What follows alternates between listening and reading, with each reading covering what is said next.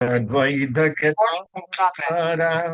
Pivata Gaur Bhaktovinda Hare Krishna Hare Krishna Krishna Krishna Hare Hare Hare Rama Hare Rama Rama Rama Hare Hare Jaya Prabhupada Jaya Prabhupada Jaya Prabhupada Srila Prabhupada Jaya Gurudeva Jaya Gurudeva Jaya Gurudeva Srila Gurudeva Netaji Hari Bol Hari Bol Hari Bol Netaji Hari Bol Netaji Hari Bol Hari Bol Hari Bol Netaji Hari Bol Om Namo Bhagavate Vasudevaya Om Namo Bhagavate Vasudevaya Om Namo Bhagavate Vasudevaya Hari Om Tatsat Hare Krishna ഇന്ന് നമ്മള് ശ്രീമദ് ഭാഗവതം സ്കന്ധം 10 അധ്യായം 22 ശ്ലോകം 35 S B Shrimad Bhagavatam 10.22.35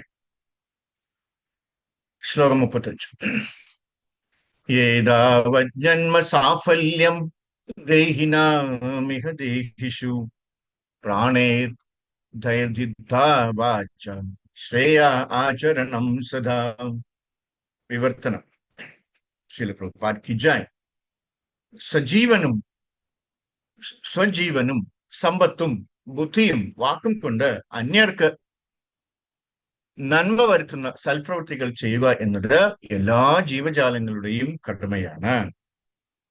very good.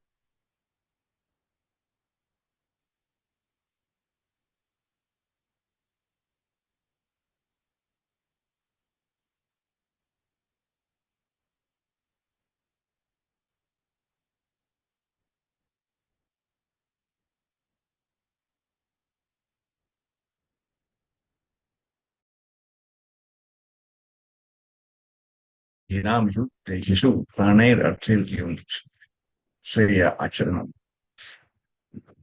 അപ്പോ direct ആയിട്ട് ഇതിലോട്ട് പോവാണ്.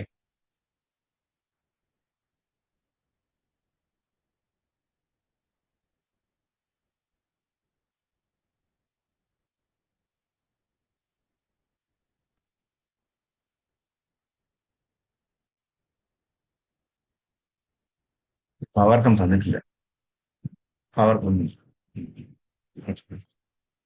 ഓം അച്ഛനത്തിമില്ലാതെ ചക്ഷുന്മേൽ ശ്രീ ഗുരുവേ നമ നമാവും വിഷ്ണുദായ കൃഷ്ണ സ്വാമി നമസ്തു സരസ്വതി ഗൗരിവാണി പ്രചാരണ വിഷ്ണു ജയ ശ്രീകൃഷ്ണ ചൈതന്യ ശ്രീ അദ്വൈത ഗദാധാര ശിവാചാര്യ ഗൗരി ഭക്ത വൃന്ദ ഹരേ കൃഷ്ണ കൃഷ്ണ കൃഷ്ണ ഹരേ ഹരേ ഹരേ രാമ രാമ രാമ ഹരേ.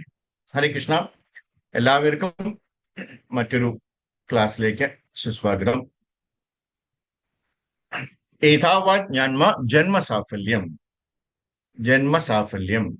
അല്ലെ, നമ്മുടെ ജീവിതം വിജയകരമാക്കാൻ ദേഹിനാമിഹ ദേഹിഷു അല്ലെ, എത്ര ലക്ഷമാണ്? 84 ലക്ഷം അല്ലെ ഈ തരത്തിലുള്ള ജീവജാലങ്ങളുണ്ട്. അതിൽ നിന്ന് ഈ നാഗരിക ജീവിതത്തെ, പ്രത്യേകിച്ച് വേദ നിയമങ്ങൾ പിന്തുടരുന്നവരെ, അവരെ ആര്യന്മാർ അല്ലെങ്കിൽ വികസിത നാഗരിക വ്യവസ്ഥകൾ എന്ന് വിളിക്കുന്നു. അതിനാൽ നിരവധി പരിണാമ പ്രക്രിയകൾക്ക് ശേഷമാണ് ഇത് ലഭിക്കുന്നത്. അതായത് ഒരു മനുഷ്യജന്മം എളുപ്പം കിട്ടില്ല എന്നർത്ഥം. നമ്മൾ വിചാരിക്കും അല്ലേ, ഇപ്പൊ സാധിച്ചില്ലെങ്കിൽ നമുക്ക് അടുത്ത ജന്മത്തിൽ മനുഷ്യനായിട്ട് വരാമല്ലോ എന്നാണ്. വന്നതുപോലെയാണ് പിന്നെയും കോടാനുകോടി ജന്മങ്ങൾ എടുത്തതിന് ശേഷമായിരിക്കും നമുക്കൊരു മനുഷ്യജന്മം കിട്ടുക അല്ലെ. അത്രയും ബുദ്ധിമുട്ടാണ്, അത്രയും പ്രയാസകരമായിട്ടുള്ള ഒരു ഇതാണ് എന്താണ് മനുഷ്യജന്മം കിട്ടുക എന്നത്. ബഹുനാം ജന്മനാം അന്തേ എന്നല്ലേ പറയും അല്ലെ. കുറേ ബഹുനാം ജന്മനാം, ഒരുപാട് ജന്മങ്ങൾ, കോടി ജന്മങ്ങൾക്ക് ശേഷമാണ് മനുഷ്യജന്മം കിട്ടുക അല്ലെ. ലബ്ധ്വാ സുദുർലഭം ഇതം ബഹുനാം ജന്മനാം അന്ത. ഇത് വളരെ എളുപ്പത്തിൽ കിട്ടുന്നതല്ല, ദുർലഭം, സുദുർലഭമാണ്. ദുർലഭം എന്ന് പറയുന്നത് തന്നെ അല്ലെ കിട്ടത്തില്ല എന്നാണ്. സുദുർലഭം എന്ന് പറഞ്ഞാൽ ഒട്ടും തന്നെ കിട്ടത്തില്ല അല്ലെ. അപ്പൊ നമ്മൾ വിചാരിക്കും ഇതങ്ങോട്ട് മരിച്ചു കഴിഞ്ഞാൽ പിന്നെ ഉടനെ അടുത്ത നമുക്ക് എന്താണ് നല്ലൊരു ജന്മം കിട്ടുമെന്ന്. ഭക്തന്മാരെ സംബന്ധിച്ചിടത്തോളം യെസ്, എന്താണ് അവർക്ക് അടുത്ത ജന്മം തന്നെ നല്ല ഭക്തന്മാരാണെങ്കിൽ, നമ്മൾ വെറുതെ ഭക്തന്മാരായിട്ട് നടിച്ചു നടന്നാൽ പോരെ. അല്ലേ? നമുക്ക് എല്ലാവർക്കും തോന്നുന്ന ഒരു കുഴപ്പമുണ്ട്. എന്താണ്? ഞാനൊരു ഒന്നൊന്നര ഭക്തനാണ്. അതാണ് ഏറ്റവും വലിയ കുഴപ്പം. അങ്ങനെ നമ്മൾ ചിന്തിക്കാനേ പാടില്ല. ഒരു ഭക്തൻ ഒരിക്കലും ഞാൻ ഭക്തനാണെന്ന് ചിന്തിക്കത്തേ ഇല്ല. ഞാൻ വെറും ഒരു ഈ പുൽക്കൊടിക്കും താഴെയുള്ള ഒരു കൃമി എന്ന് വേണം നമ്മൾ വിചാരിക്കാം. അല്ലേ? നമ്മളൊരു വലിയ ഭക്തൻ എന്ന് പറഞ്ഞു കഴിഞ്ഞാൽ അത് തന്നെ ഒരു അഹങ്കാരമാണ്. അത് തന്നെ നമ്മുടെ ഭക്തി മുഴുവൻ ഇല്ലാതാക്കാനായിട്ട് അതൊറ്റ കാര്യമാണ്. അല്ലേ? അങ്ങനെ ഒത്തിരി ആൾക്കാർ താഴോട്ട് പോയിട്ടുണ്ട്. അതുകൊണ്ട് നമുക്ക് എപ്പോഴാണോ ഞാൻ ഒരു ഭക്തനാണെന്നുള്ളൊരു അഹങ്കാരം വരുന്നത്, അപ്പൊ തീരും. നമ്മളത് വെളിയിൽ കാണിക്കാനേ പാടില്ല, പറഞ്ഞു നടക്കാൻ പാടില്ല. അല്ലേ? ഏഹ് പക്ഷെ നമുക്ക് അഹങ്കാരമാവാം. എന്ത്? നമ്മള് ഭഗവാൻ കൃഷ്ണന്റെ ഭക്തനാണെന്നുള്ളൊരു അഹങ്കാരമാണ്. അല്ലേ? ഏഹ് അത് അഹംകാരം, അഹംഭാവമാണ്. കുഴപ്പമില്ല, അത് കുഴപ്പമില്ല. അത് ശരിക്കുള്ള ഈഗോ ആണ്. ഈ ഫാൾസ് ഈഗോ എന്ന് പറയുന്നത് എന്താണ്? ഞാൻ ഇതാണ്, ഞാൻ അതാണ്, ഞാൻ മറ്റെന്തൊക്കെയോ ആണ്, ഞാനില്ലാതെ ഇവിടെ ഒരു കാര്യം നടക്കില്ല എന്നൊക്കെ വിചാരിക്കുന്നതാണ് ഫാൾസ് ഈഗോ. അല്ലേ? ഞാൻ ഈ ശരീരമാണ് എന്നൊക്കെ വിചാരിക്കുന്നതാണ് എന്ത്? False ego. അതിനാൽ ദേഹിനാം ഇഹ ദേഹിച്ചു, എല്ലാ ശരീരാത്മാക്കളുടെയും ഈ മൂർത്തമായ ആത്മാവ് ഈ മനുഷ്യരൂപം മുക്തിക്കായി ഉദ്ദേശിച്ചിട്ടുള്ളത്. അല്ലേ? ആവർത്തിച്ചുള്ള ദ്വിശൃംഖലയിൽ നാം കുടുങ്ങിക്കിടക്കുകയാണ്. എന്താണ് ദ്വിശൃംഖല? അല്ലെ? ജനിക്കുന്നു, മരിക്കുന്നു, ജനിക്കുന്നു, മരിക്കുന്നു, അതിനിടയിൽ കുറച്ച് വാർദ്ധക്യവും രോഗവും, അല്ലെ? അതെല്ലാം ഇതാണ് ദ്വിശൃംഖല. പക്ഷേ നമ്മൾ ഇതുവരെ മടുത്തിട്ടില്ല. ഇതെല്ലാം ആവർത്തിച്ച് ആവർത്തിച്ച്, അല്ലെ? ഏഹ് എന്താണ് ആ, ആ, ഈ ചവച്ചത് തന്നെ ചവച്ചുകൊണ്ടിരിക്കണമെന്ന് പറയുന്നത് പോലെ, ഏഹ് എന്താണ് എത്രയൊക്കെ ആവർത്തിച്ചിട്ട് നമുക്ക് അതിനൊരു മടുപ്പ് തോന്നുന്നില്ല. പുഴുവായിട്ടും പഴുതാരയായിട്ടും എന്താണ് ആ, ആ, കടുവയായിട്ടും സിംഹമായിട്ടും മീനായിട്ടും മാനായിട്ടും എന്താണ് പന്നിയായിട്ടും ഒക്കെ ജനിച്ചിട്ടെങ്കിലും നമുക്കതിലൊന്നും ഒരു മടുപ്പ് തോന്നില്ല എന്നുള്ളതാണ് നമ്മുടെ പ്രശ്നം. അല്ലെ? എന്നാണ് ഇനി ആ മടുപ്പ് തോന്നുന്നത്, അന്ന് നമ്മൾ രക്ഷപ്പെടും. ഇനി എനിക്ക് വേണ്ട, ഇനി എനിക്ക് ഒരു ജനനവും വേണ്ട, ഇനി ഒരു എന്താണ് ഒരു ശരീരവും എനിക്ക് വേണ്ട എന്ന് നമ്മൾ എന്നാണോ വിചാരിക്കുന്നത്, അന്ന് നമ്മൾ രക്ഷപ്പെടും. അന്നാണ് നമുക്ക് മുക്തി കിട്ടുക. അല്ലെ? ഈ ജന്മ എന്താണ് മരണ ചക്രത്തിൽ നിന്നുള്ള രക്ഷപ്പെടില്ല. നമുക്കിങ്ങനെ തന്നെ പോകാം എന്നാണ് എല്ലാവരും വിചാരിക്കുക. അല്ലെ? എന്നാൽ അത് യഥാർത്ഥത്തിൽ അറിവിന്റെ പുരോഗതി അല്ല, അത് അറിവില്ലായ്മയാണ്. എന്താണ് അറിവ്? അറിവെന്ന് പറഞ്ഞു കഴിഞ്ഞാല് നമ്മൾ എല്ലാവരും ആത്മാക്കളാണെന്നും നമ്മൾ എല്ലാവരും ഭഗവാന്റെ സേവകരാണെന്നും നമ്മുടെ നമ്മുടെ സ്വന്തം വീട് എന്ന് പറയുന്നത് ഭഗവാന്റെ ധാമമാണെന്നും മനസ്സിലാക്കുക. അതാണ് അറിവെന്ന് പറയുന്നത്. അത് അറിയില്ലാച്ചാല്, നമുക്ക് എങ്ങോട്ടാണ് പോകേണ്ടതെന്ന് അറിയില്ലാച്ചാല്, അല്ലെങ്കിൽ നമുക്ക് ഇതാണ് നമ്മുടെ സുഖം, നമ്മുടെ ജീവിതം എന്ന് പറയുന്നത് ഇതാണ്, ഇവിടെ ഇങ്ങനെ കിടന്ന് കഷ്ടപ്പെട്ട്, അല്ലെ? നമ്മൾ കഷ്ടപ്പാട് നമ്മൾ അക്സെപ്റ്റ് ചെയ്തേ ഇല്ല. നമ്മളെല്ലാം ഇവിടെ വളരെ അടിപൊളിയായിട്ടാണ് ജീവിക്കുന്നതെന്ന് എല്ലാവരും വിചാരിക്കും. അല്ലെ? അത് തെറ്റായ ഒരു ധാരണയാണ്. അങ്ങനെയുള്ളതാണ് എന്ത്? ഏഹ് നമ്മള് ആ, മലയാളത്തിൽ പറഞ്ഞു കഴിഞ്ഞാൽ വിവരക്കേട് എന്ന് പറയും, അല്ലെങ്കിൽ അറിവില്ലായ്മ എന്ന് പറയും.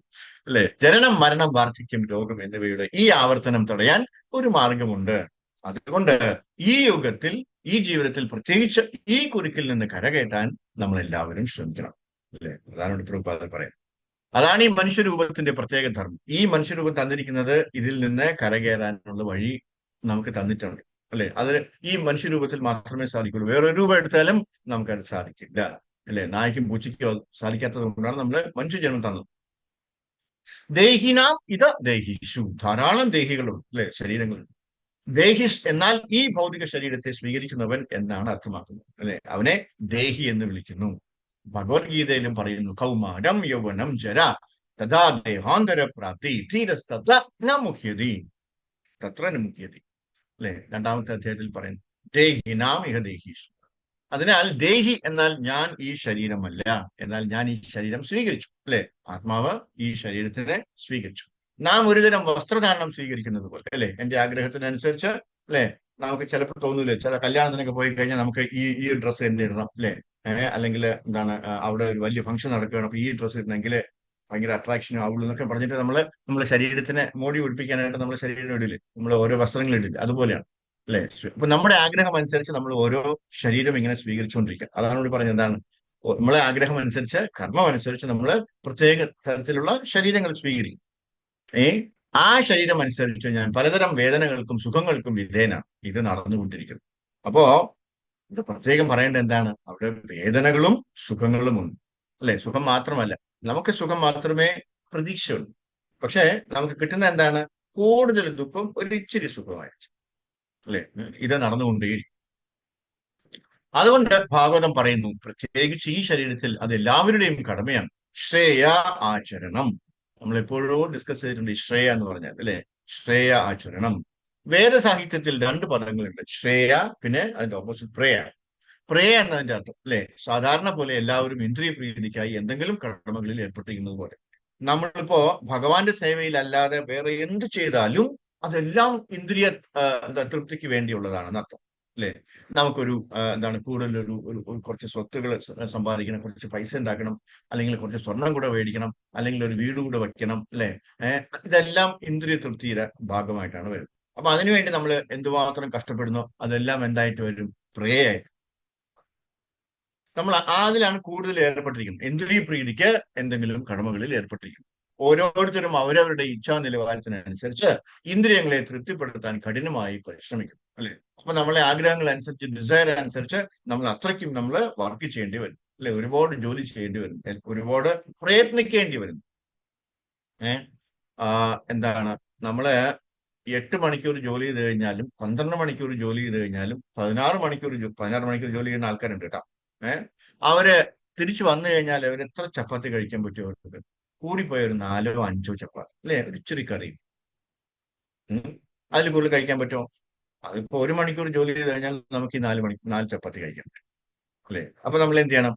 ആവശ്യത്തിന് അധ്വാനിച്ചിട്ട് ബാക്കി സമയം നമ്മൾ ഭഗവാന്റെ സേവയില് നിരതരാവണം എന്നാണ് അത് അർത്ഥമാക്കുന്നത്. ഓരോരുത്തരും അവരവരുടെ ഇച്ഛാ നിലവാരത്തിനനുസരിച്ച് ഇന്ദ്രിയങ്ങളെ തൃപ്തിപ്പെടുത്താൻ കഠിനമായി പരിശ്രമിക്കും. അതിനാൽ അതിനെ പ്രേയ എന്ന് വിളിക്കും, അല്ലെ? അപ്പൊ നമ്മള് ഭഗവാന്റെ കാര്യത്തിന് അല്ലാതെ എന്തെങ്കിലും നമ്മൾ ജോലി ചെയ്തിട്ടുണ്ടെങ്കിൽ അതെല്ലാം തന്നെ പ്രേയരുണ്ടല്ലോ, അവര് പ്രേയ, അതെല്ലാം പ്രേയാണ്, അല്ലെ? പക്ഷെ അതിലൊക്കെ നമ്മൾ എന്താ വിചാരിക്കണം? നമുക്ക് പെട്ടെന്ന് അതിന്റെ റിസൾട്ട് കിട്ടണം, അല്ലെ? അതിന്റെ പ്രയോജനം നമുക്ക് പെട്ടെന്ന് കിട്ടണം, അതാണ് പ്രേയ. എന്നാൽ ഈ പ്രേയയെ കൂടാതെ മറ്റൊരു വകുപ്പ് തല പ്രവർത്തനം, അതാണ് ശ്രേയ.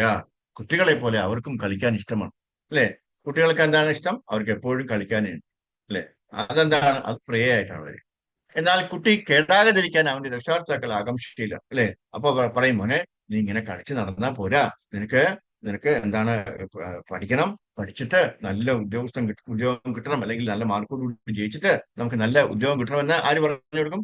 രക്ഷാകർത്താക്കളും. അപ്പൊ അതിനെയാണ് ശ്രേയ, അല്ലെ? അതാണ് ശ്രേയ. അതുകൊണ്ട് ഈ ജന്മത്തിൽ നാം പ്രയത്നോ പെട്ടെന്നുള്ള പ്രയോജനത്തിനോ, പ്രയ എന്ന് പറഞ്ഞാൽ പെട്ടെന്നുള്ള പ്രയോജനം കിട്ടാൻ വേണ്ടിയാണ് ചെയ്യുന്നതിനാണ് പ്രയ എന്ന് പറയും, അല്ലെ? ഇന്ദ്രിയ പ്രീതിയുടെ ഉടനടി ലക്ഷ്യത്തിനോ വേണ്ടി ആയിരിക്കരുത്, ഇതെല്ലാം പ്രയാണ് എന്ന് ഈ ഭാഗവതം നമ്മളെ ഈ ശ്ലോകം പറയുന്നു, അല്ലെ? നാം ചിന്താകുലരായിരിക്കണം. ഞാൻ എന്താണ് ചിന്തിക്കേണ്ടത്? എന്തിനാണ് ഞാൻ ഈ ഭൗതിക ജീവിതാവസ്ഥകളിൽ അകപ്പെടുന്നത്? അതിൽ നിന്ന് കരകയറാൻ എന്താണ് വഴി? അതാണ് ശ്രേയ. അപ്പൊ ഭഗവാനെ കുറിച്ച് നമ്മൾ എന്ത് ചെയ്തു കഴിഞ്ഞാലും, എന്ത് ആചരിച്ചാലും, എന്ത് പ്രവർത്തിച്ചാലും അതെല്ലാം ശ്രേയ ആണ്, ശ്രേയ. അതിനാൽ ആളുകൾ ജീവിതത്തിന്റെ ആത്യന്തിക ലക്ഷ്യത്തിന്റെ പ്രവർത്തനങ്ങൾക്കായി മനുഷ്യരൂപത്തിലുള്ള വിധേയത്തിൽ ഏർപ്പെടുന്നു.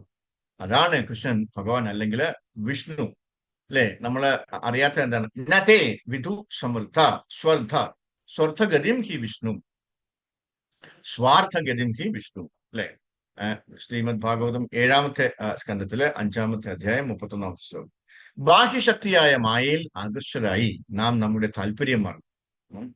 നമ്മളിപ്പോ ഇങ്ങനെ എപ്പോഴും ഇങ്ങനെ വെളിയിലോട്ട് നോക്കിക്കൊണ്ടിരിക്കുക, അല്ലെ?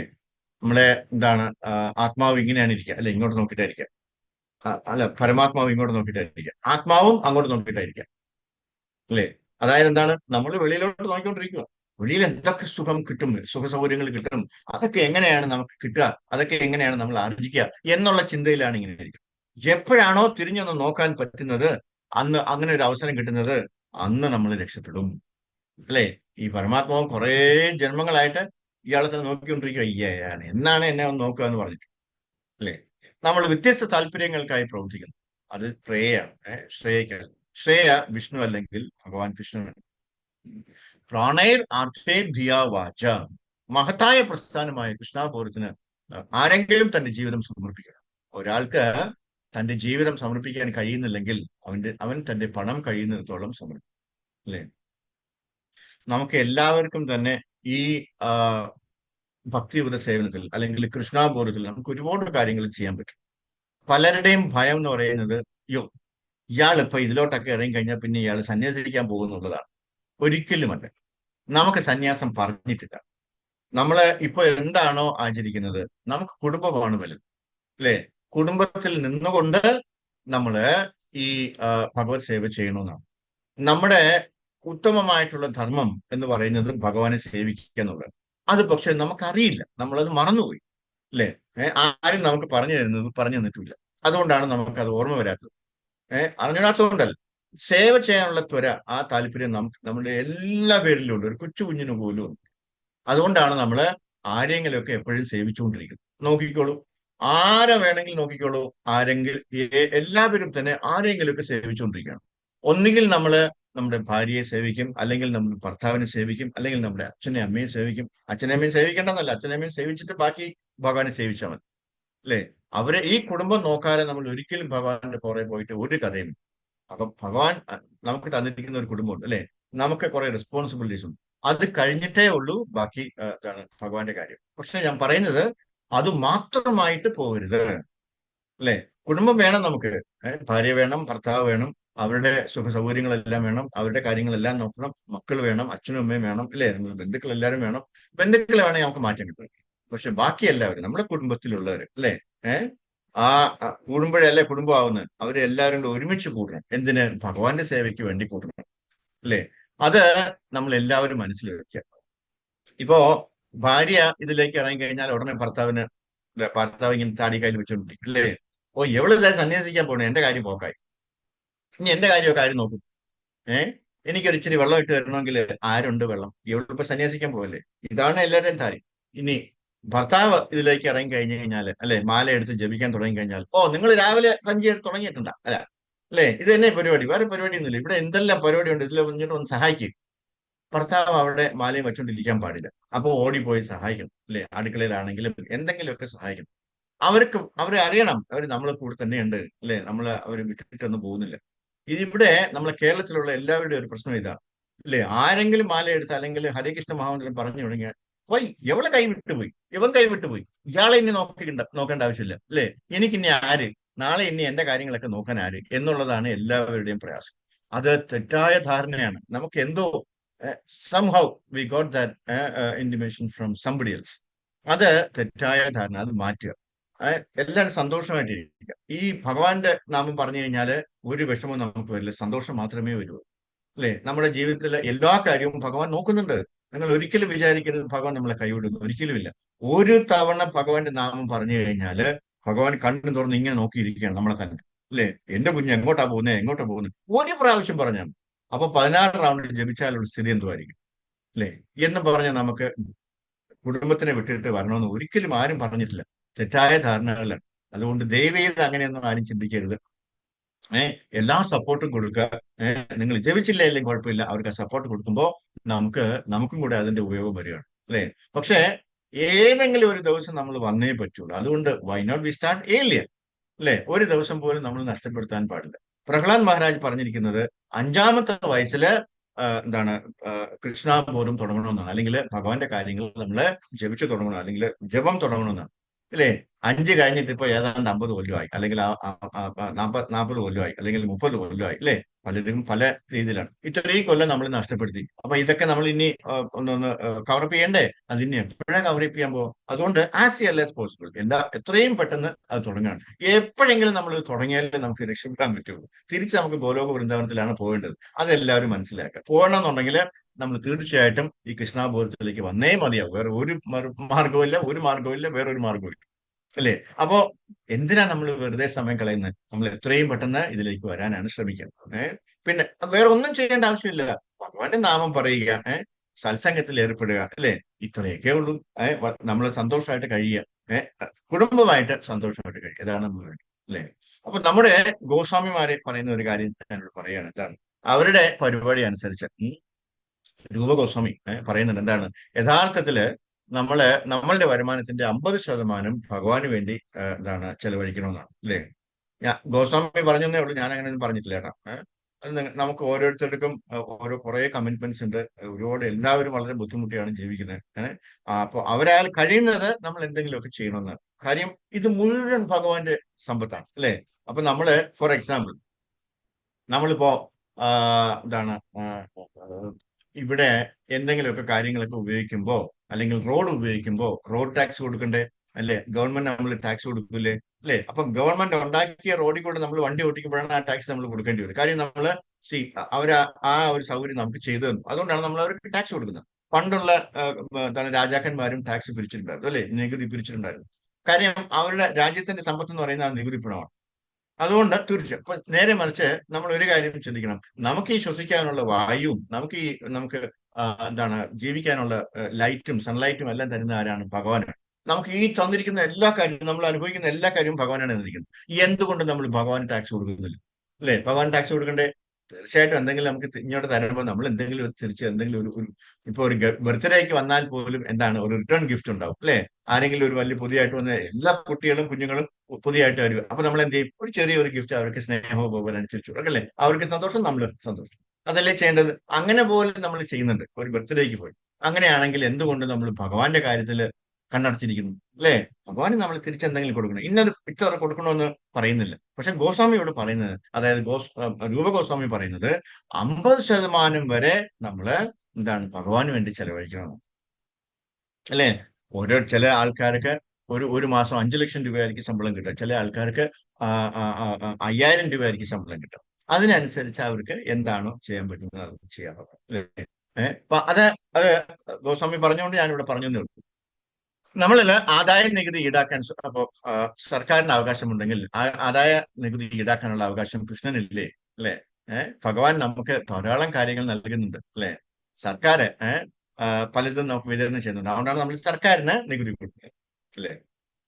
നമുക്ക് ഭഗവാൻ എന്തൊക്കെ തരുന്നു? സൂര്യപ്രകാശം തരുന്നു, ചന്ദ്രപ്രകാശം തരുന്നു, വായു തരുന്നു, ശ്വസിക്കാനുള്ള ഓക്സിജൻ തരുന്നു, അല്ലെ? ഭക്ഷണം മുഴുവൻ തരുന്നത് ഭഗവാനാണ്, അല്ലെ? എന്നിട്ട് നമ്മൾ ഭഗവാൻ എന്തെങ്കിലും കൊടുക്കണ്ടേ? അല്ലെ? നിത്യോ നിത്യാനാം ചേതനാനാം ഏകോ ബഹുനാം യോ വേദദാതി കമാൻ. കഠോപനിഷത്തിൽ പറഞ്ഞാണ് കൃഷ്ണൻ നമ്മളുടെ എല്ലാ ആഗ്രഹങ്ങളും നിർവഹിക്കുകയാണ്. ഭഗവാന് കുറച്ച് നികുതി കൊടുക്കാൻ നമുക്ക് എന്തുകൊണ്ടാണ് ഇഷ്ടമല്ലാത്തത്? അല്ലെ? എല്ലാ കാര്യവും ഭഗവാനാണ് ചെയ്തു തരുന്നത്. നമ്മൾ പക്ഷെ അത് വളരെ സൗകര്യപൂർവ്വം അങ്ങ് മറന്നുപോകും.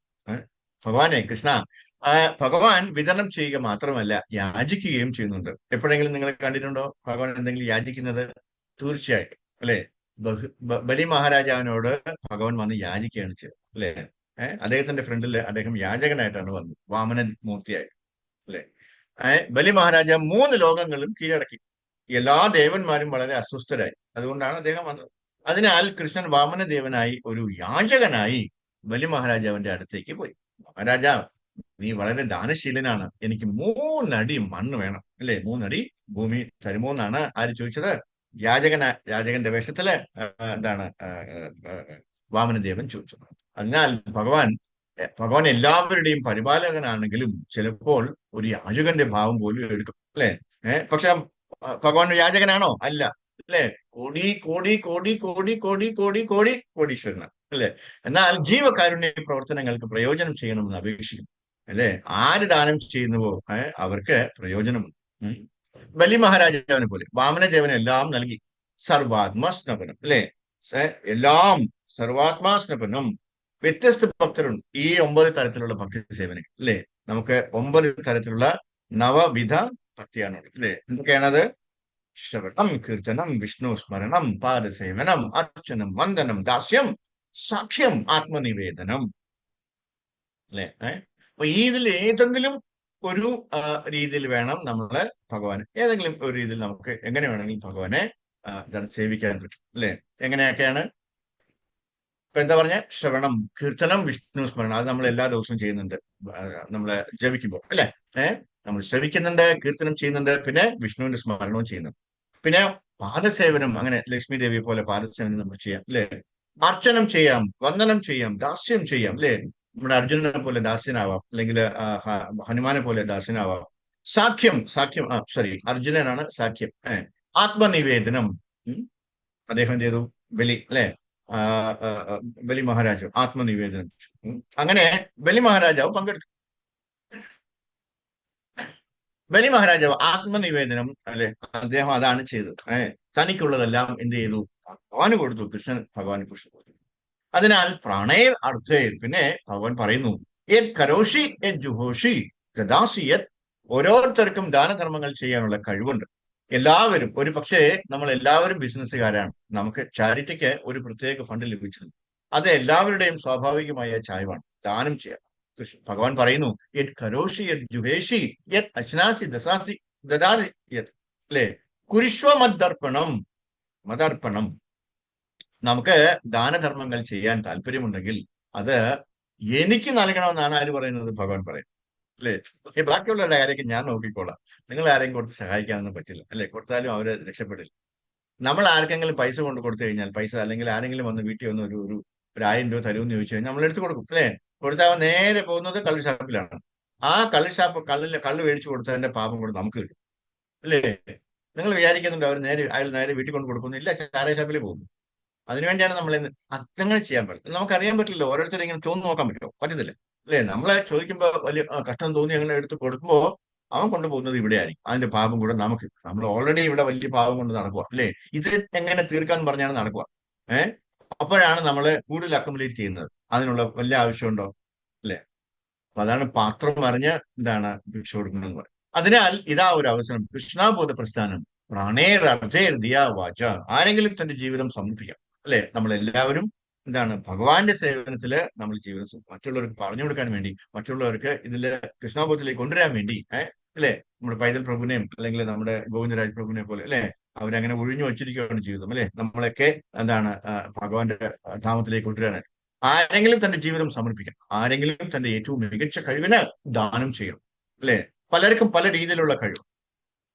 ചിലർക്ക് നല്ല കീർത്തനം ചെയ്യാനുള്ള ഒരു കഴിവുണ്ടാവും, അല്ലെ? അവരുടെ കീർത്തനം കീർത്തനം കേൾക്കുമ്പോൾ ആൾക്കാർക്ക് കൂടുതൽ ഭക്തി വരും, അല്ലെ? കാര്യം അത് ഒരു ഭക്തന്റെ കീർത്തനമാണ് നമ്മൾ കേൾക്കേണ്ടത്. ഒരു അഭക്തന്റെ കീർത്തനം അദ്ദേഹം ഒരു പക്ഷെ നന്നായിട്ട് പാടിയാൽ പോലും, അല്ലെ, അതിനകത്ത് ആ ഒരു കൃഷ്ണാബോധം ഉണ്ടാവില്ല. അതവിടെ ഇന്ദ്രിയ തൃപ്തിയാണ് വരുന്നത്, അല്ലെ? കൃഷ്ണാബോധം വരില്ല. മനസ്സിലായല്ലേ? അപ്പൊ ആരെങ്കിലും തന്റെ ഏറ്റവും മികച്ച കഴിവിന് ദാനം ചെയ്യും. അയാൾക്ക് ജീവിതം സമർപ്പിക്കാനോ തന്റെ സമ്പത്തും പണവും ദാനധർമ്മത്തിന് നൽകാനോ സാധ്യതയില്ലെങ്കിൽ പ്രാണേർ അർത്ഥേർ ധിയാൻ, അയാൾക്ക് തന്റെ ബുദ്ധി നൽകാൻ കഴിയും. ആത്യന്തികമായി അതായത് എന്താണ്? അദ്ദേഹത്തിന്റെ ബുദ്ധി ഉപയോഗിച്ചിട്ടൊക്കെയുള്ള കുറച്ച് മാനേജ്മെന്റ് ഒക്കെ ചെയ്യാൻ പറ്റും, അല്ലെ? ഇപ്പോൾ ഒരു അമ്പലത്തിൽ വന്നു കഴിഞ്ഞാൽ അവിടെ ഒരുപാട് മാനേജ്മെന്റ് പോസിബിലിറ്റീസ് ഉണ്ട്. അതിൽ ഏതെങ്കിലും ഒരു മാനേജ്മെന്റിന്റെ കാര്യം നോക്കാനായിട്ട് അദ്ദേഹത്തിന് കഴിയും. കാര്യം എന്താണ്? ബിക്കോസ് ഭഗവാൻ അദ്ദേഹത്തിന് ഒരുപാട് ബുദ്ധി കൊടുത്തിട്ടുണ്ട്. ആ ബുദ്ധി ഭഗവാന്റെ സേവയിൽ ഉപയോഗിക്കണം എന്നാ പറയാം, അല്ലെ?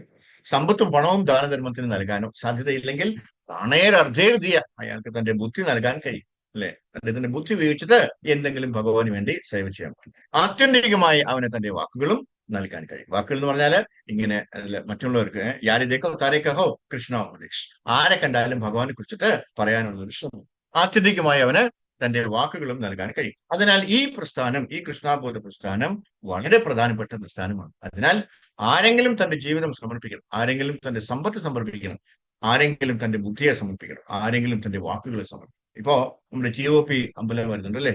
എവിടെയാണ്? മായപ്പൂർ. നമ്മുടെ ഫോർഡ്, അല്ലെ? ആൽഫ്രഡ് ഫോർഡ്, അദ്ദേഹത്തിന്റെ ഇനിഷ്യറ്റ് നെയിം അംബരീഷ് എന്നാണ്. അംബരീഷ് പ്രഭുവാണ്. അദ്ദേഹം 250 കോടിയാണ്. അദ്ദേഹം ഫോർഡിന്റെ മുതലാളിയാണ്. അദ്ദേഹം ഒരു ഭയങ്കര ഭക്തനാണ്. നമ്മുടെ പ്രഭുപാദരുടെ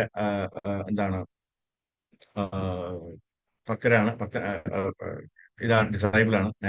അദ്ദേഹം 250 കോടിയാണ് ആദ്യം ആ അമ്പലത്തിലേക്ക് കൊടുത്തത്, അല്ലെ? അതെ, ടോട്ടൽ ഏതാണ്ട് ഒരു 500 കോടി കണ്ടാണ്. പക്ഷേ നോക്കൂ, അദ്ദേഹം ഭയങ്കര സമ്പന്നനാണ്. പക്ഷെ അദ്ദേഹം അത്രയും ചെയ്തു എന്ന് പറഞ്ഞ് നമുക്ക് 250 കോടി കൊടുക്കാൻ പറ്റില്ല. പക്ഷെ 250 രൂപയെങ്കിലും കൊടുക്കാമല്ലോ, അല്ലെ? അങ്ങനെ വേണം നമ്മൾ ചിന്തിക്കാനാണ്. ചിലര് ഈ കൈ കിടന്ന മാല ഊരി കൊടുത്തവരുണ്ട്, കൈ കിടന്ന് ഒരേ ഒരു വള ഊരി കൊടുത്തവരുണ്ട്. ഭഗവാന് വേണ്ടി സേവ ചെയ്യുന്നതാണ്, അല്ലെ? ആരെങ്കിലും തന്റെ ബുദ്ധിയെ സമർപ്പിക്കണം, ആരെങ്കിലും തന്റെ വാക്കുകളെ സമർപ്പിക്കണം. ആർക്ക്? ഭഗവാന് വേണ്ടി. അപ്പൊ നമുക്ക് ഒരുപാട് സേവകൾ നമുക്ക് ചെയ്യാൻ പറ്റും. നമ്മളെ കഴിവ് വെച്ചിട്ട് എന്താണ് നമുക്ക് ചെയ്യാൻ പറ്റുന്നതെന്ന് ആലോചിച്ചിട്ട് അങ്ങനെ വേണം നമ്മളെ പ്രവർത്തിക്കാനായിട്ട്. അതിനാൽ ഒരാൾക്ക് തന്റെ ജീവിതം സമർപ്പിക്കാൻ കഴിയില്ലെന്നോ പണമില്ലെന്നോ കരുതുക. അയാൾക്ക് കുറച്ച് ബുദ്ധി നൽകാൻ കഴിയും. അങ്ങനെയുള്ള ആളുകളുടെ അടുത്തേക്ക് പോവുകയാണെങ്കിൽ, അല്ലെങ്കിൽ നമ്മൾ അങ്ങനെ ചെയ്താൽ നമ്മുടെ പദ്ധതി പ്രകാരം നമ്മുടെ കൃഷ്ണാബോധം, അല്ലെ, വളരെ അതും സേവനമാണ്. ഇന്റലിജൻസ്, അയാൾക്ക് പണമില്ല, ബുദ്ധിയുമില്ല, ജീവിതം സമർപ്പിക്കാൻ കഴിയുന്നില്ലെങ്കിൽ അയാൾക്ക് ഒരു വാക്കുകൾ നൽകും. ഇനി ഒന്നും കഴിയില്ലെങ്കിലോ നമുക്ക് എന്തെങ്കിലുമൊക്കെ സേവ് ചെയ്യാൻ പറ്റും, അല്ലെ? അമ്പലത്തിൽ വന്നിട്ട് അവിടെ ഇഷ്ടംപോലെ സർവീസുകളുണ്ട്, അല്ലെ? നിങ്ങൾ എല്ലാവരും ബ്രഹ്മോത്സവത്തിന് ഉണ്ടായിരുന്നു എന്ന് വിചാരിക്കണം, അല്ലെ? ആരെയെല്ലാം കാണാൻ പറ്റിയെന്ന് എനിക്ക് അറിയത്തില്ല. ഒത്തിരി ഒത്തിരി ആൾക്കാരുണ്ടായിരുന്നു. നമ്മൾ വിചാരിച്ചതിനേക്കാളും ഒത്തിരി ഇരട്ടി ആൾക്കാര് ഈ ബ്രഹ്മോത്സവത്തിന് പങ്കെടുത്തിട്ടുണ്ടായിരുന്നു. അവർക്ക് എല്ലാവരും വളരെ ഹാപ്പി ആയിട്ടാണ് അവർ തിരിച്ചു പോയത്, അല്ലെ? അവിടെ വന്നവർക്കൊക്കെ അതിന്റെ അത് അറിഞ്ഞിട്ടുണ്ടാവും, അല്ലെ? ഭഗവാൻ എന്തുമാത്രം ബ്ലിസ് ആയിട്ടാണ് അവിടെ നിൽക്കുന്നത്, അല്ലെ? ഭഗവാൻ കാണാനുള്ള ഭാഗ്യം എല്ലാവർക്കും ഉണ്ടായെന്ന് വിശ്വസിക്കുന്നു, അല്ലെ? അല്ലെ? അപ്പൊ ഭഗവാനോട് എന്താ പറയുന്നത്? സർവധർമാൻ പരിത്യജ്യ മാമേകം ശരണം വൃജ. അതിനാൽ നമ്മള് കൃഷ്ണനെ കീഴടങ്ങണമെന്ന്, അല്ലെ, നമ്മളോട് പറയാൻ ആരാണ് പറയുന്നത്? ഭഗവാൻ തന്നെ പറയാൻ. ഭഗവാൻ തന്നെ നമ്മളോട് പറഞ്ഞിരിക്കുകയാണ്, സർവധർമാൻ പരിത്യജ മാം ഏകം, എന്നെ മാത്രം ശരണം ചെയ്യുക. അല്ലാതെ ഈ ഇരിക്കുന്ന 33 കോടിയുടെ പുറകെ പോകരുത്, അല്ലെ? എന്നെ മാത്രം ശരണം ചെയ്യാന്ന് പ്രത്യേകം പറയുന്നുണ്ട്, അല്ലെ? കാരണം അവിടെ എന്താണ് സർവധർമാൻ പരിത്യജ ഏകം, എന്താണ് ശരണം ബ്രജ എന്ന് പറഞ്ഞു കഴിഞ്ഞാൽ, പരിത്യജ മാമേകം എന്ന് പറഞ്ഞില്ലെങ്കിൽ നമ്മൾ എന്ത് ചെയ്യും? അവിടെ നമ്മൾ വേറെ ആളെ അന്വേഷിച്ചു പോകും, അല്ലെ? അത് പാടില്ല. അതുകൊണ്ടാണ് പ്രത്യേകം അവിടെ ഭഗവാൻ എടുത്തു പറഞ്ഞത്. വേറെ ആരെയല്ല കേട്ടോ, എന്നെ തന്നെ, മാമേകം, ഏകൻ, എന്നെ മാത്രം എന്നാണ് അവിടെ പറയുന്നത്. എന്നെ മാത്രം എന്ത് ചെയ്യണം? നമ്മൾ ശരണം ചെയ്യണം. ശരണം ബ്രജ 18ാമത്തെ അധ്യായത്തിൽ പറയുന്നത്. അതിനാല് നമ്മള് കൃഷ്ണന് കീഴടങ്ങണമെന്നാണ് നമ്മളോട് പറയാൻ ഭഗവാനോട് പറഞ്ഞത്. ദയവായി കൃഷ്ണന് കീഴടങ്ങി, അതാണ് നമ്മൾ ചെയ്യേണ്ടത്, അല്ലെ? വാക്ക് ഒരു ചെലവില്ലാത്ത കാര്യമാണ്. എന്നാൽ നമുക്ക് പറയാം, അല്ലെങ്കിൽ നമുക്ക് ദയവായി ഹരേ കൃഷ്ണൻ ജപിക്കുക. ഇത് വളരെ എളുപ്പമാണ്, അല്ലെ? ഒരു ചെലവില്ലാത്ത കാര്യമാണ്. എന്താണ്? ഹരേ കൃഷ്ണ ഹരേ കൃഷ്ണ കൃഷ്ണ കൃഷ്ണ ഹരേ ഹരേ, ഹരേ രാമ ഹരേ രാമ രാമ രാമ ഹരേ ഹരേ, അല്ലെ? ഇപ്പോ ചിലര് പറയും, അയ്യോ എനിക്ക് എന്താണ് നോൺ വെജ് ഒന്നും ഒഴിവാക്കാൻ പറ്റില്ല, എന്നെ കൊണ്ട് പറ്റത്തില്ല, എനിക്ക് രാവിലെ ചായ കുടിച്ചേ പറ്റുള്ളൂ, അല്ലെങ്കിൽ പല കാര്യങ്ങളും നടക്കത്തില്ല, അല്ലേ? വലിയ ബുദ്ധിമുട്ടാണ്, ഇതൊന്നും നടക്കത്തില്ല, നിങ്ങൾ ഈ പറയുന്ന പോലെ നടക്കത്തില്ല എന്ന് പറഞ്ഞു. വേണ്ട, ആയിക്കോട്ടെ, നിങ്ങൾ എന്താണോ ചെയ്യുന്നത് അതെല്ലാം ചെയ്തോളൂ, നോ പ്രോബ്ലം. പക്ഷെ ജപിക്കുക, അല്ലേ? ഇതെല്ലാം വാരി ആത്തിട്ടാലും കുഴപ്പമില്ല. നമ്മൾ ജപിച്ചുകൊണ്ടിരിക്കുക. ജപിച്ച് ജപിച്ച് ജപിച്ച് കുറെ കാലം കഴിയുമ്പോൾ നമുക്ക് മനസ്സിലാവും, അല്ലേ? അല്ലെങ്കിൽ ഈ ആവശ്യമില്ലാത്ത താല്പര്യങ്ങളൊക്കെ നമുക്ക് താനെ പോകും, നമ്മൾ പോലും അറിയില്ല, അല്ലെ? ഒരു ദിവസം 2 ദിവസം ചായ കുടിച്ചില്ലെങ്കിലും നമുക്ക് തലവേദന വരത്തില്ല, അല്ലേ? അപ്പൊ എന്താ എനിക്ക് തലവേദന വരാത്ത, അല്ലേ? ഓരോരുത്തരും നോക്കും, തലവേദന വരുന്നുണ്ടോ? യെസ്, ഉണ്ട് ഉണ്ട് ഉണ്ട്, അതെ, ഇതുവഴി ഇങ്ങനെ വരുന്നുണ്ടെന്ന കാര്യം, ഇങ്ങനെ അതൊക്കെയാണ് നമ്മൾ ഇങ്ങനെ വലിച്ചു വയ്ക്കും, അല്ലേ? ചായ കുടിച്ചില്ലെങ്കിൽ, ഇപ്പൊ ചായ കുറേ ദിവസം നമുക്ക് 2 ദിവസം നമുക്ക് ഇപ്പൊ എവിടെയെങ്കിലും ഒരു യാത്ര പോയി, അല്ലെ, അവിടെ ചായയെ കിട്ടുന്നില്ല എന്നുണ്ടെങ്കിൽ നമ്മൾ കുടിക്കത്തില്ല. അപ്പൊ അതിന് പകരം ഇച്ചിരി വെള്ളം, അല്ലെങ്കിൽ ചൂടുവെള്ളം കുടിക്കുക, അല്ലെങ്കിൽ ഒരു ഗ്ലാസ് പാല് കുടിക്കുക. ചൂട് പാല് കുടിച്ചു കഴിഞ്ഞാൽ സംഗതി ക്ലീനാ, അത്രയും മതി, അതിന്റെ ആവശ്യമുള്ളൂ. അതിനാണ് നമ്മൾ വെറുതെ ചായ കുടിക്കുന്നത്, അല്ലേ? ഇതൊക്കെ സായിപ്പ് നമ്മളെ അടിച്ചേൽപ്പിച്ച കാര്യങ്ങളല്ലേ? ഇതൊന്നും ആരും ഉണ്ടായിരുന്നില്ല ഇവിടെ, നമ്മളെ ഭാരതത്തിൽ ഇതൊന്നും ഉണ്ടായിരുന്നില്ല, അല്ലേ? ഇത് വളരെ എളുപ്പമാണ്, ഒരു ചെലവില്ലാത്തൊരു കാര്യം. അതുകൊണ്ട് പ്രാണേരർദ്ധേർ ദിയ വാച ശ്രേയ ആചരണം സാധ എന്ന ശാസ്ത്രം നമുക്ക് സൂചന നൽകും എന്ന ശ്ലോകത്തിൽ. അതിനാൽ ഈ പ്രസ്ഥാനത്തെ മുന്നോട്ട് കൊണ്ടുപോകാൻ നമ്മൾ പരമാവധി ശ്രമിക്കുന്നതിന്, അതേസമയം ഈ പ്രസ്ഥാനം വളരെ പ്രധാനപ്പെട്ടതാണെന്ന് നമ്മൾ അറിയണം, അല്ലെ? ഇത് മനുഷ്യ സമൂഹത്തിന്റെ ജീവൻ നൽകുന്ന പ്രസ്ഥാനമാണ്, അല്ലെ? ഒത്തിരി ആൾക്കാർ പല തരത്തിലുള്ള പ്രയാസമായിട്ട് ഇങ്ങനെ അലഞ്ഞു തിരിയാണ്. അവരെന്താ ചെയ്യേണ്ടതെന്ന് ഇങ്ങനെ ആലോചിച്ച് നടക്കുകയാണ്. അവർക്കൊക്കെ ഒരു വലിയ ആശ്വാസമാവും നമ്മള് ഈ ഹരേ കൃഷ്ണ മഹാമന്ത്രം, ഈ മഹാമന്ത്രം, ഹരേ കൃഷ്ണ കൃഷ്ണ കൃഷ്ണ ഹരേ ഹരേ, ഹരേ രാമ രാമ രാമ ഹരേ ഹരേ എന്നിങ്ങനെ ജപിച്ചുകൊണ്ടിരുന്നു കഴിഞ്ഞാല് അവരുടെ ഈ പ്രയാസങ്ങളൊക്കെ താനേ മാറും, അല്ലെ? അവിടെയൊക്കെ ശാന്തത വിളയാടും, അല്ലെ? അവർക്ക് ആ പ്രകാശം കിട്ടും, അല്ലെ? അപ്പൊ നമ്മൾക്ക് എന്താ ചെയ്യാൻ പറ്റുക? അവർ 5 പൈസ ചെലവില്ലാത്ത കാര്യമാണ്. നമ്മളിത് മറ്റുള്ളവരോട് പറഞ്ഞു കൊടുത്താൽ മാത്രം മതി. അവരും കൂടെ ഒന്ന് സന്തോഷിച്ചോട്ടെ, അവരും കൂടെ ഒന്ന് സമാധാനമായിട്ട് ഇരുന്നോട്ടെ, അല്ലെ? നമ്മൾ മാത്രം സമ്മാനിച്ച പോരല്ലേ, എല്ലാവർക്കും സമാധാനം സന്തോഷം വന്നാലേ നമുക്ക് ആ സന്തോഷം ഉണ്ടാവും, അല്ലെ? അത് കാണുമ്പോഴല്ലേ നമുക്ക് സന്തോഷം വരിക. അപ്പൊ അതാണ് നമ്മള് കൊടുക്കാൻ പറ്റുക. നമ്മള് യു ഷുഡ് ഷെയർ. നമുക്ക് കിട്ടിയ ആ സമ്പത്ത്, അല്ലെ, ആ വജ്രം, അല്ലെങ്കിൽ എന്താണ് ആ ധനം, വിലമതിക്കാൻ ആവാത്ത ആ ധനം, അല്ലെ, അത് നമ്മള് മറ്റുള്ളവർക്കും കൂടി പങ്കു ചെയ്യാണ് നമ്മൾ ചെയ്യുന്നത്, അല്ലെ? സമൂഹത്തിന് ജീവൻ നൽകുന്ന പ്രസ്ഥാനമാണ് ഹരികൃഷ്ണ പ്രസ്ഥാനം. അതൊരു വസ്തുതയാണ്. ഇത് വ്യാജമായ കെട്ടിച്ചമച്ച പ്രസ്ഥാനമല്ല. അതിന് ആധികാരികതയും. കൃഷ്ണൻ പറയുന്നു, സർവധർമാൻ പരിത്യജ മാമേകം ശരണം വൃജ. ലോകമെമ്പാടും ഈ തത്വചിന്തകൾ നമ്മൾ പഠിപ്പിക്കണം. യഥാർത്ഥത്തിൽ ലോകത്തിന്റെ എല്ലാ ഭാഗങ്ങളിൽ നിന്നും കൃഷ്ണനിൽ പൂർണ്ണമായി കീഴടങ്ങിയ ഭക്തരെ നമുക്ക് എന്താണ് കിട്ടുന്നത്? നമുക്ക് ഏത് രാജ്യത്ത് പോയി കഴിഞ്ഞാൽ അവിടെയെല്ലാം കൃഷ്ണാപൂരത്തിൽ വർക്ക് ചെയ്യുന്ന ആൾക്കാരുണ്ട്. അല്ലെങ്കിൽ നമ്മൾ ഇസ്കോൺ ടെമ്പിൾ ഉണ്ട്, ഹരേകൃഷ്ണ ടെമ്പിൾ ഉണ്ട്. ആ ഹരേകൃഷ്ണ ടെമ്പിളിലൊക്കെ ഒത്തിരി ആൾക്കാർ, ഞാൻ ഒരുപാട് രാജ്യങ്ങളിൽ പോയിട്ടുണ്ടെങ്കിലും പോയിട്ടുണ്ട്. അവിടെയൊക്കെ ഞാൻ ഇത് കണ്ടിട്ടുണ്ട്. ഞാൻ അന്തം വിട്ടുപോയത് എന്താണ്, ഞാൻ ഇറാനിൽ പോയപ്പോൾ അവിടെ കണ്ട കാരണം മുസ്ലിം രാജ്യമാണ്, കംപ്ലീറ്റ് മുസ്ലിം രാജ്യമാണ്. അതിനകത്ത് ഇഷ്ടംപോലെ, ഞാൻ അന്ന് ചെല്ലുമ്പോൾ ഏതാണ്ട് ഒരു 10-60 ആൾക്കാര് അതിനകത്ത് നമ്മുടെ ധോത്തിയൊക്കെ ധരിച്ച വൈഷ്ണവ് ഡ്രസ്സിൽ അതിനകത്തുണ്ടായിരുന്നു. അല്ലെ? അവർക്ക് ഹരേ കൃഷ്ണ എന്ന് പറയാൻ പറ്റത്തില്ല. അവര് ഹരേ കൃഷ്ണ എന്നങ്ങനെയാണ് പറയുന്നത്. എന്നാൽ പോലും അത് ഭഗവാൻ അതങ്ങ് അക്സെപ്റ്റ് ചെയ്യും. അല്ലെ? അവർക്ക് ആ ഉച്ചാരണം പോലും നേരെ വരത്തില്ല. കാര്യം അവരെല്ലാം എന്താണ്, ആ, ആ, ആ, അറബി സംസാരിക്കുന്ന ആൾക്കാരാണ്, കാട്ടറബികൾ. ഏഹ് അവർക്ക് നമ്മളെ സംസ്കൃതം ഒന്നും അവർ, അല്ലെങ്കിൽ മലയാളം ഒന്നും അവരെ നാവിൽ വഴങ്ങത്തില്ല. പക്ഷെ എന്നാൽ പോലും അവർ ആ പറയുന്നത് കേട്ട് കഴിഞ്ഞാൽ കൃഷ്ണ ഇങ്ങനെ ഇറങ്ങി വന്ന് അവരെ സ്വീകരിക്കും. ആ രീതിയിലാണ് അവരുടെ കീർത്തനങ്ങൾ. അങ്ങനെ പല, ഇപ്പോ എന്താണ്, ആഫ്രിക്കയിൽ പോയി കഴിഞ്ഞാൽ അവിടെ നീഗ്രോസ്, എന്താ, ഇവിടെ ഇന്നലെ കഴിഞ്ഞ എന്താണ് നമ്മുടെ ബ്രഹ്മോത്സവത്തിന് ഒരു ആഫ്രിക്കൻ പ്രഭു വന്നിട്ടുണ്ടായിരുന്നു, അല്ലേ, നിത്യായ് പ്രഭു. ആഹാ, അദ്ദേഹം ഒന്ന് വാ തുറന്നു കഴിഞ്ഞാൽ ഡാൻസ് ചെയ്യാത്തവരും ഡാൻസ് ചെയ്തു. അല്ലേ? അവർക്ക് മര്യാദയ്ക്ക് രണ്ടു കാലം നിൽക്കാൻ പറ്റത്തില്ല. അവരിങ്ങനെ ആടിപ്പോവും. അതാണ് അദ്ദേഹത്തിന്റെ കീർത്തനം. അദ്ദേഹം അത്രയും അലിഞ്ഞിട്ടാണ്, അദ്ദേഹം ചേർന്നിട്ടാണ് ഭഗവാനുമായിട്ട് അത്രയും ആത്മാർത്ഥതമായിട്ടാണ് അദ്ദേഹം കീർത്തനം ചെയ്യുന്നത്. അത് കേൾക്കുമ്പോൾ ഏതൊരു എന്താണ്, ഈ കല്ലുള്ള ഹൃദയമാണെങ്കിലും അലിഞ്ഞു പോകും. അലിഞ്ഞിട്ട് അറിയാതെ നമ്മൾ ഡാൻസ് ചെയ്തു. നമ്മളെല്ലാവരും, വന്നവരെല്ലാവരും അത് അനുഭവിച്ചിട്ടുണ്ടോ, അല്ലെ? നിത്തായ് പ്രഭുവിന്റെ കീർത്തനങ്ങള് രാവിലെ തൊട്ട് വൈകിട്ട് വരെ 2 ദിവസം ഉണ്ടായിരുന്നു. അപ്പൊ അതുകൊണ്ട് അത് കേൾക്കാൻ ഭാഗ്യം ഉണ്ടായവരൊക്കെ തീർച്ചയായിട്ടും അവിടെ അല്പം പോലെ നിൽക്കാൻ പോലും സ്ഥലമില്ല, എന്നിട്ടും ഒരൊറ്റ മനുഷ്യൻ പോലും നിൽക്കുന്നുണ്ടായിരുന്നു, എല്ലാവരും ഡാൻസ് ചെയ്യുമായിരുന്നു. അല്ലേ? അതാണ് അത്ഭുതം എന്ന് പറയുന്നത്. ഹരേ കൃഷ്ണ. അപ്പൊ നമുക്ക് ഇവിടെ നിർത്താം. ഹരേ കൃഷ്ണ. എന്തെങ്കിലും ചോദ്യം ഉണ്ടെങ്കിൽ നമുക്ക് ചോദിക്കാം. ഹരേ കൃഷ്ണ.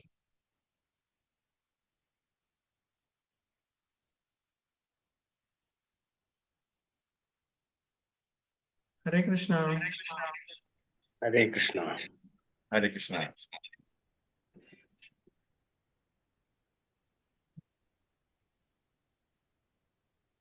എല്ലാവർക്കും മനസ്സിലായി? മനസ്സിലായി.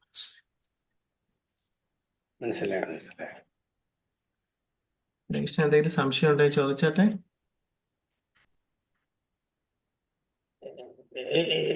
ഇദ്ദേഹം മഹാരാജ് എവിടെയുള്ളതാണ് പ്രഭു? അദ്ദേഹം ഷഡ്ഭുജ പ്രഭുജിയാണ്.